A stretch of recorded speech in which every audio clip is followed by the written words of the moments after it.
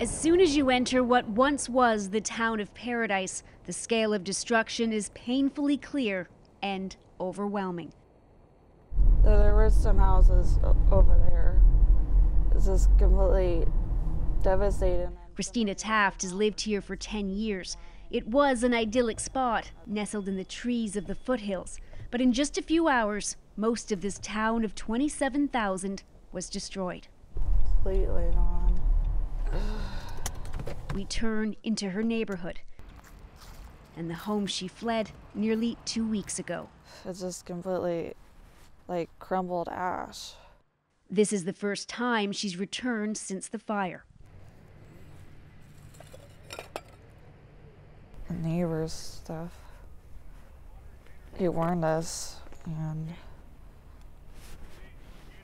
this is just completely leveled. And this is also the final place she saw her mother. She was in the kitchen, like the couch was there, and you know, there was actually things here, and now it's just unrecognizable. Can't even tell. A neighbor had knocked on Taft's door the morning of the fire, urging them to leave. Christina started packing, but says her mother, 66-year-old Victoria Taft, who was partially blind, refused to go. She hadn't heard an evacuation order from officials, so she wanted to stay put. The two got into a fight, and as the sky darkened and ash rained down, Christina panicked and left. So just was expecting it not to be as bad, and then it's like this, and all gone in the ceiling, and it's literally buried. Heavenly Father, please help us. For all those who tried to escape that day, the drive out was terrifying. Roads were choked with traffic. The fire was spreading rapidly. Once she realized how bad it was, Christina tried calling 911, hoping firefighters could rescue her mom. Later that day, she started searching at the evacuation centers and reported her mother missing. Then a few days later, searchers found her remains. That was a living room. They must have found her because they dug there. Just sitting in the living room. It's not yet clear how many people were trapped by the fire, but many of those who lived here were elderly, and some couldn't make it out on their own. In the days after, boards were plastered with desperate pleas from family members. Many suspected hundreds were unaccounted for. When the official list came out, more than 1,000 names were on it. You know, there was a discussion. They talked about this. They said, Sheriff, if we put this out, you know, there's going to be big. There's going to be duplicate. It may you know, cause some people concern about the length of it.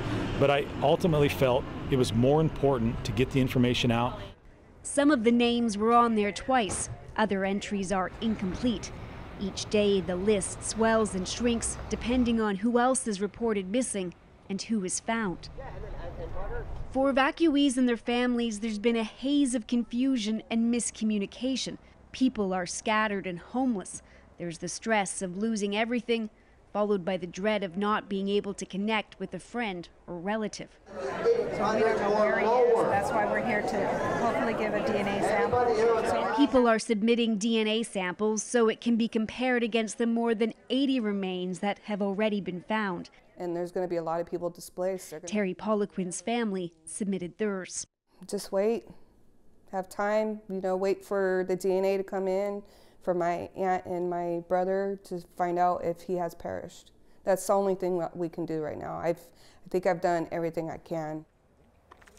Poliquin was living in this RV park. His home survived the fire, and a neighbor we spoke to even said she was sure she saw him leave. I mean, when did you see him last? Thursday, the day the fire started. Right, not too long after they came through and said everybody needed to evacuate. So I know they loaded him up and got him out of there. So, and you know, nobody's been back since. A lot of people have been sharing it. But his daughter Alicia Martin and the rest of the family couldn't get a hold of him. They reported him as missing. So, you know, it's not like him to not contact his daughter, especially with a disaster like this. I'm just hoping I get answers, you know, and I know a lot of people out there are waiting for answers. And the family finally got one, news they happily shared online. Just hours ago, he texted them. His cell phone had been lost in the evacuation. That's one more name that can be removed from this list, but so many others remain. Finish right down here on this creek bottom right there. We're going to reline out from there again and push back towards the road. Hundreds of searchers have fanned out across the unrecognizable neighborhoods, picking through the ash and rubble of the 13,000 buildings that were incinerated here. All of these properties were quickly searched after the fire, but now crews are taking a much more thorough look. And when they're done, they spray paint a marking on the driveway like this one. It says what time the crews were here and also whether or not there was a victim. Phil, as you make your way up here, this is the tub and the shower. Okay. And that looks like the upper piece of it right there in front of you. So I think that's a bed. Jason Denton and his team of volunteers came from Oregon to help out.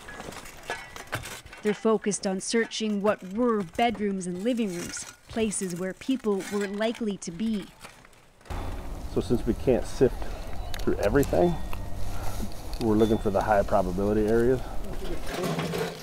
At this lot, they spent more time carefully lifting up parts of a roof and walls because they noticed that at this house there was a wheelchair ramp. How does this compare to what your team would normally search? Normally we're looking for a missing person out in the woods that's alive. And so this is drastically different than what we're normally used to looking for. Even if it's a person that's no longer alive, not of this scale. We have no idea how many or what will be out here. So this is a big eye opener. We brought 12 volunteers down here and they'll all be changed when we get back. They then take another sweep of Christina Taft's home and where her mother's body was found. Oh, here's another photo of her too. One of the few things she packed before the fire was pictures. Yeah, it's just terrible, you know, when had all of that, got all the stuff in my car and then not her. And looking at them today, she feels consumed with guilt. I did pack. You know, it was terrible to think how, you know, dying in flames, and I could have stayed longer and waited. It's just really awful. Her mother, one of the many victims in what is now the deadliest fire ever in California. And that list will almost certainly grow as crews go lot by lot, picking through what once were homes and are now the site of a grim search. Briar joins us now for more. Briar, given what you've seen in Paradise, what really stands out for you? Well, Adrian, really just the sheer level of destruction. In a town of 26,000, 13,000 buildings were destroyed, so nearly everybody is now homeless. People are living in tents at the Walmart, at the fairground. You have families of 5 or 6 cramped in a single motel room and now trying to figure out just what's next. And of course, the other thing is all of the uncertainty around the death toll and just how high it could be.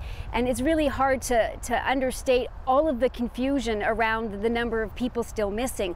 A lot of people have been putting up posts online looking for their relatives, and I spoke with one woman who said she received a message from someone that her aunt had been found. So obviously a lot of relief there, but then she found out a few hours later that that person was wrong. Her aunt was still missing. So that miscommunication and confusion really just makes a terrible situation all that much worse. You know, it's so interesting to get your perspective on this, Briar. You've covered wildfires like this before. You were in Fort McMurray when fire tore through that city. How does the situation in Paradise compare? Well, there's no doubt that the fire in Fort McMurray was devastating, but really what happened in Paradise was worse on every single level. Think of the evacuation. In Fort McMurray, 90,000 people were able to leave the city and no one died as they left Fort McMurray. Well, in Paradise, that certainly didn't happen. We don't know how many people didn't make it out, but we do know some people had to abandon their cars and try to outrun the fire on foot. In Fort McMurray, a lot of people were certain that they were going to rebuild. Some of the folks I've been speaking with in Paradise say that they're not sure that they want to go back. Not only is the town nearly destroyed, but they don't want to move back into neighborhoods where there's been so much death, Adrian. Okay, Briar, thanks very much. Briar, Stewart in California tonight.